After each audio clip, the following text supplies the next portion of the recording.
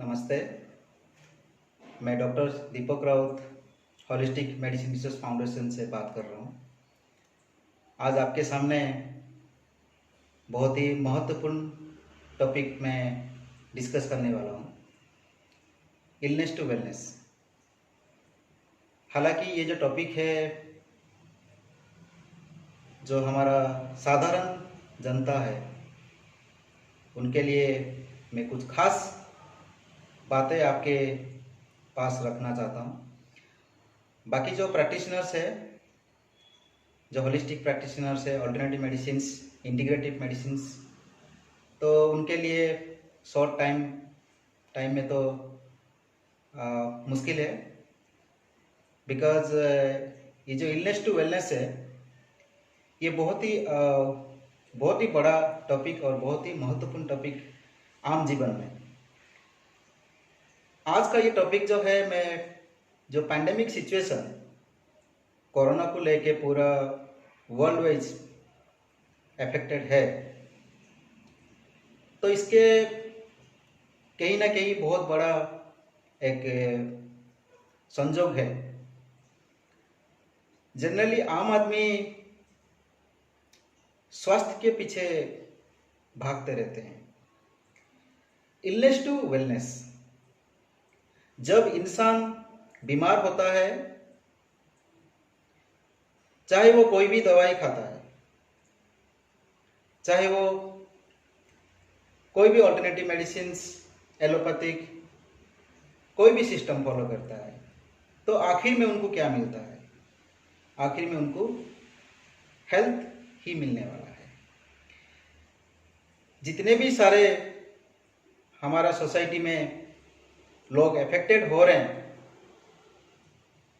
जिसको हम बोलते हैं बीमार इंसान, और जो इंसान बीमार नहीं हुआ है, जिसको हम बोलते हैं प्री डिजीज सिम्टम, बीमार आने से पहले जो संकेत और जो भी सिम्टम दिखाता है। अगर हम आम तरीके से बात करें डायबिटिक का ऊपर, जो डायबिटिक जिनको हो चुका है वो डायबिटिक में अफेक्टेड हो चुका है। जिन लोगों को डायबिटिक नहीं हुआ है, दे आर बॉर्डर लाइन,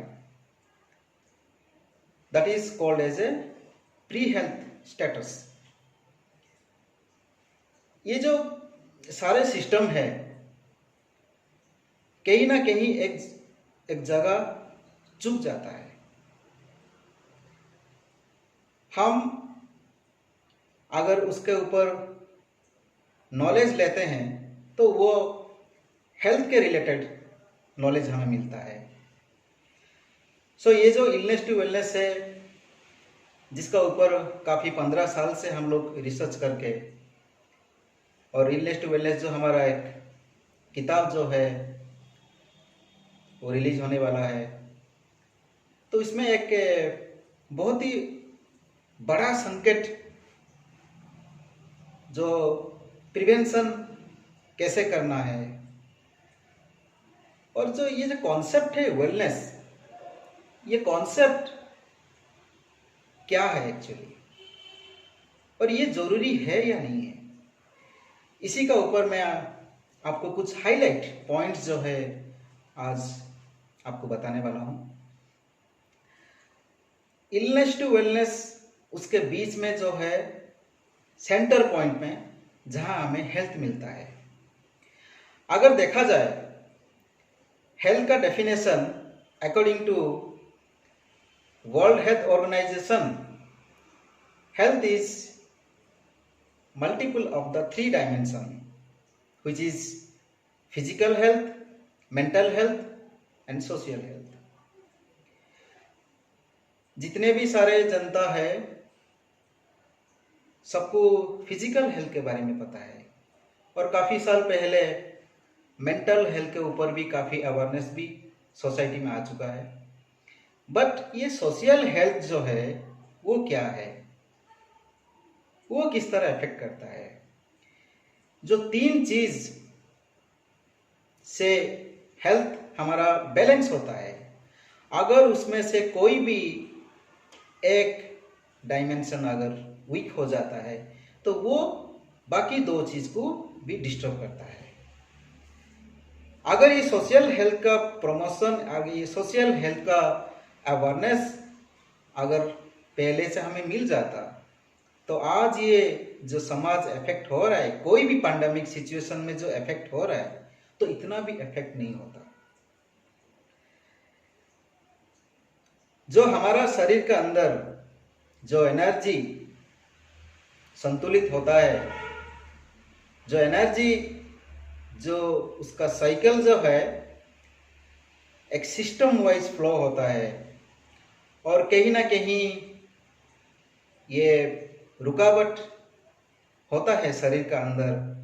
वजह जो है इधर आपका फिजिकल प्रॉब्लम, नहीं तो मेंटल प्रॉब्लम, नहीं तो सोशल प्रॉब्लम। जितने भी सारे हेल्थ डिपार्टमेंट है और जितने भी सारे हेल्थ साइंस है, सबके पीछे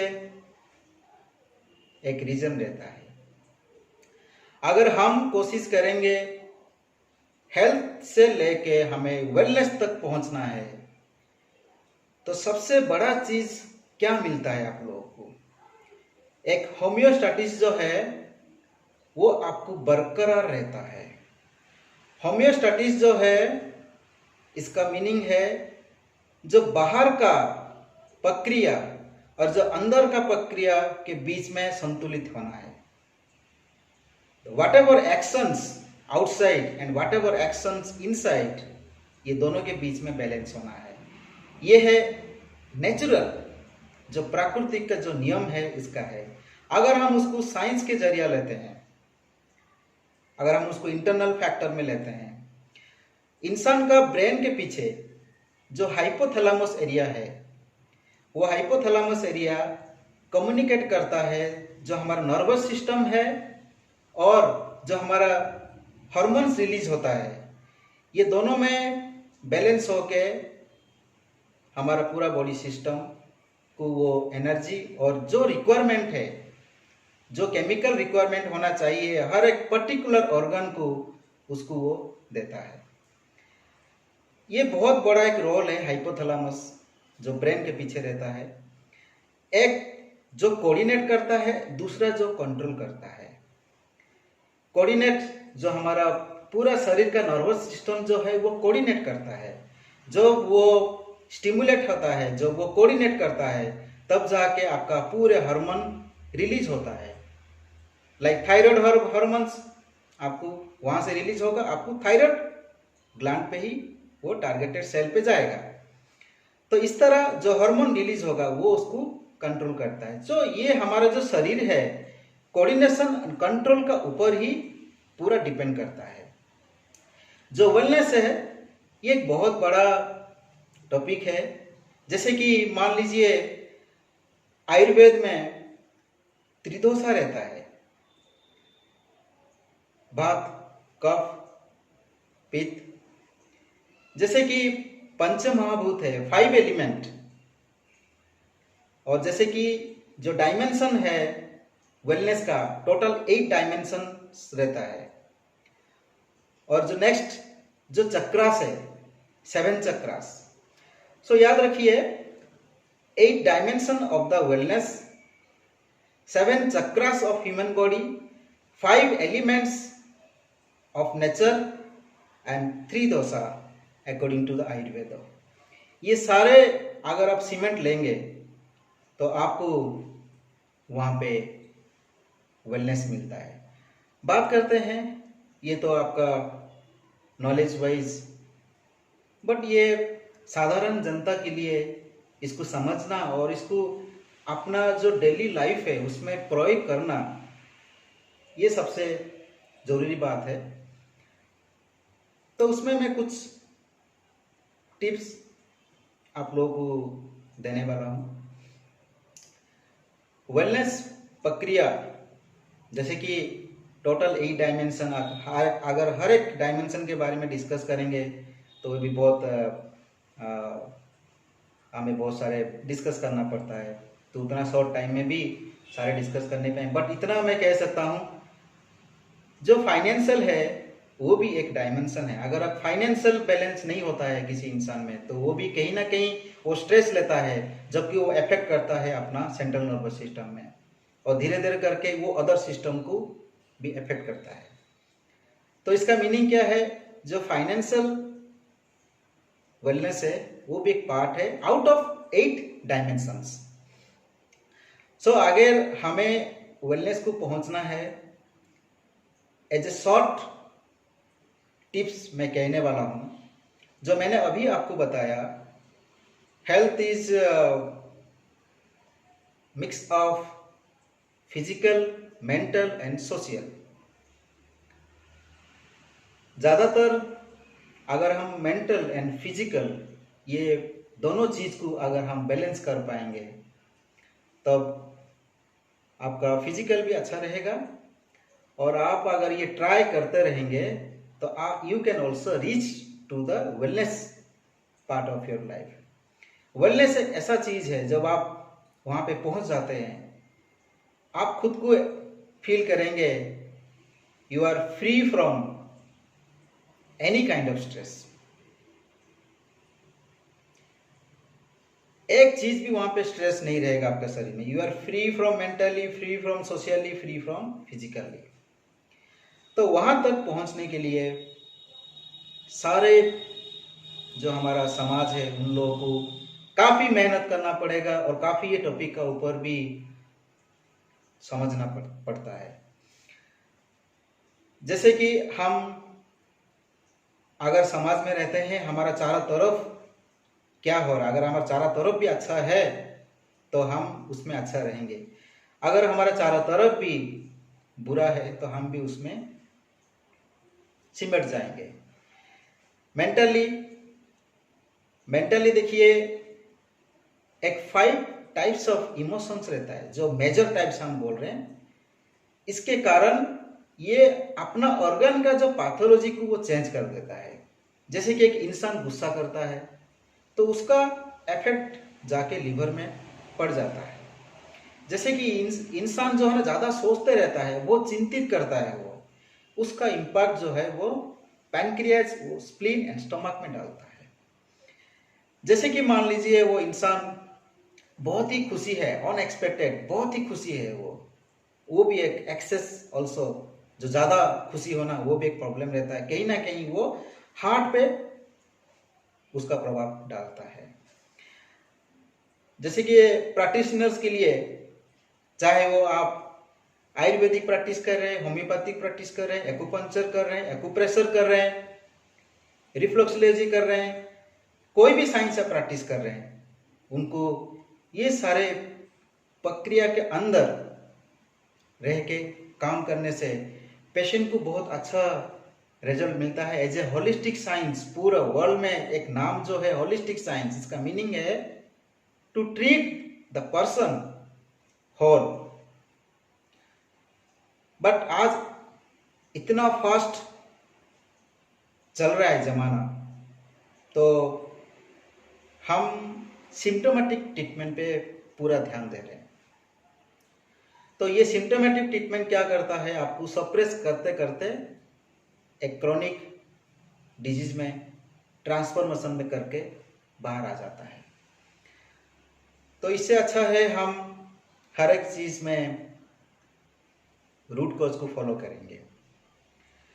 फिलहाल जैसे मैंने बताया था, आज का जो इलनेस टू वेलनेस है, ये हम टॉपिक कोरोना के लिए कुछ हम इम्पैक्ट लेके आएंगे।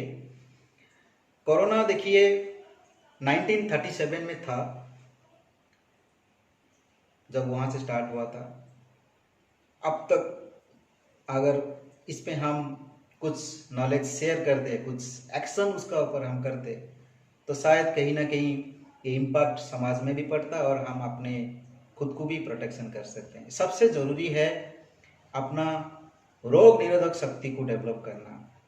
ये रोग निरोधक शक्ति डेवलप तब तक होगा कि वन साइड डेवलप नहीं होता। जैसे कि आप कुछ मेडिसिन खा रहे हैं, चाहे आप कुछ जनरल डाइट फॉलो कर रहे हैं, सिंगल सिस्टम से बहुत एक्शन एंड रिएक्शन को आप बैलेंस कर नहीं पाएंगे।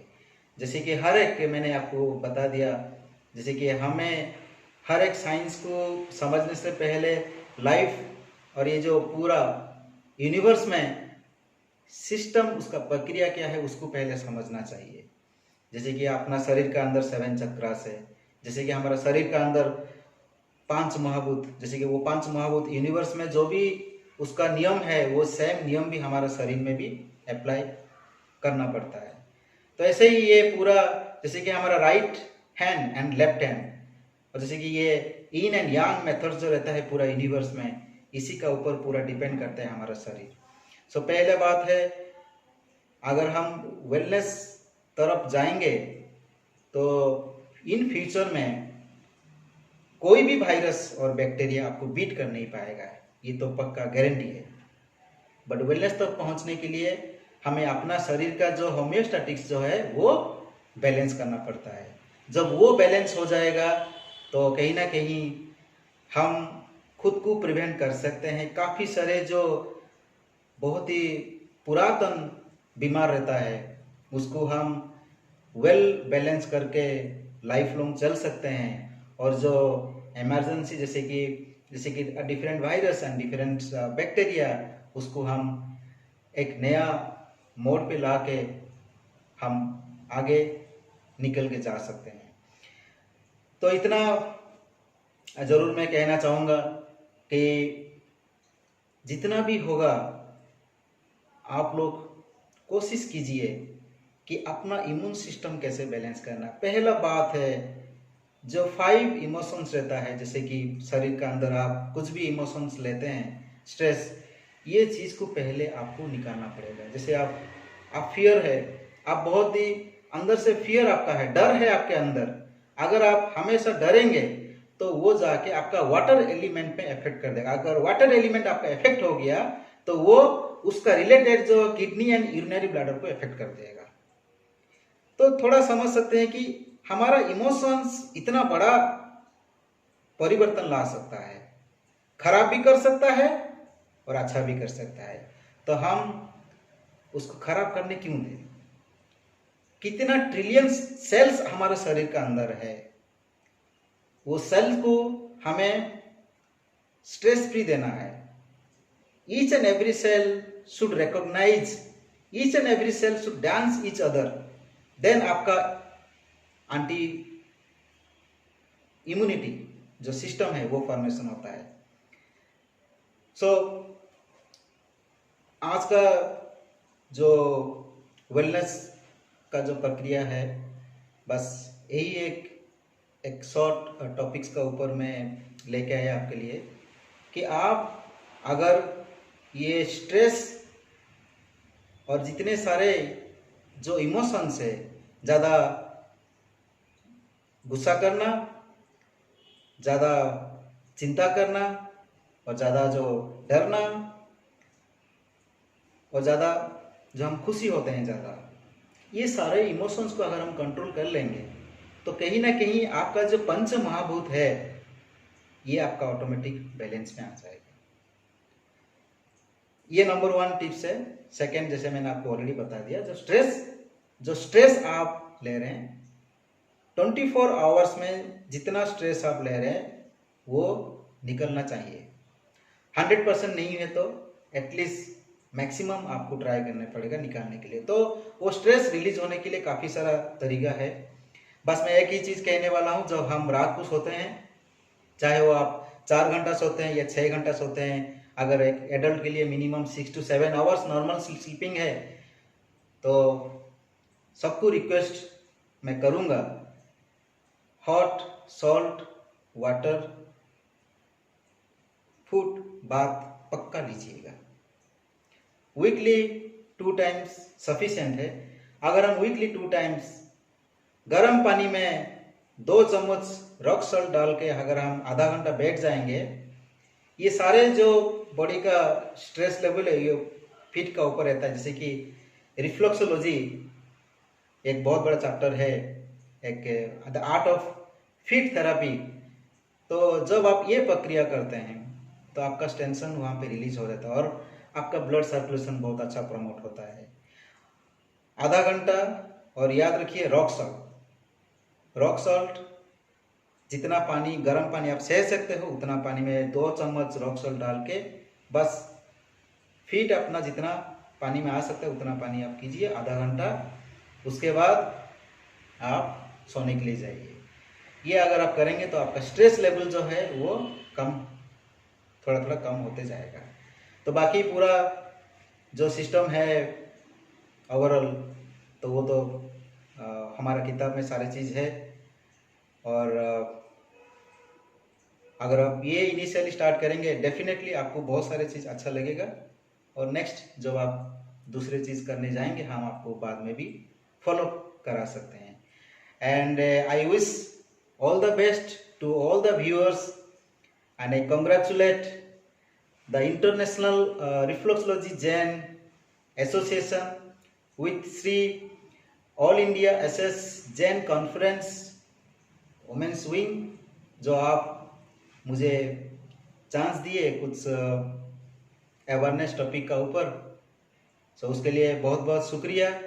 और आपका जो मिशन है, I wish all the best to success for this event, and it should be helpful to the needy, and as well as it should be recognize each and every, and so that we can help each other.